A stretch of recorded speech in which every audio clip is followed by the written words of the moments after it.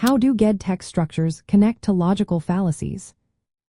Imagine trying to solve a puzzle where some pieces are missing or don't quite fit. That's similar to reading a passage and spotting a logical fallacy. When you understand how information is organized in a text, you can better see if the reasoning makes sense or if it has mistakes. GED test questions often ask you to figure out the main idea or the author's reasoning. To do this, you need to recognize the way the passage is put together. There are common ways writers organize their ideas: cause and effect, compare and contrast, problem and solution, sequence and description. Each of these helps you understand what the author is trying to say and how they support their points. Now think about logical fallacies. These are errors in reasoning that make an argument weak or misleading.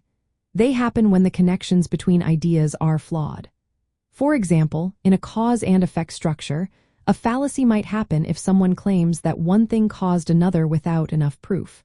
That's called a post hoc fallacy, where just because one thing followed another, it's assumed to be the cause. In compare and contrast texts, fallacies can appear if two things are wrongly said to be similar when they are not. This is called a false equivalence. It can trick readers into thinking two ideas are the same, even if they are very different.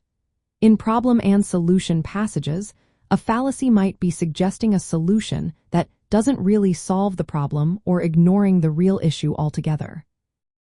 Understanding these structures helps you see if the author's reasoning is solid or if it has mistakes. When you read a passage, first identify how the information is organized. Then, look at how the main points connect. Are they supported with facts? Are the connections logical? If you spot a fallacy, you can question whether the argument is trustworthy. This skill is super helpful for answering reading questions. It helps you decide if the author's reasoning makes sense or if there's a mistake. Recognizing how information is organized and spotting fallacies makes you a sharper reader. It also helps you avoid being misled by weak arguments or false ideas. So, in short, understanding text structures is like having a map for reading. It guides you through the passage and helps you see if the reasoning is sound or if there are errors.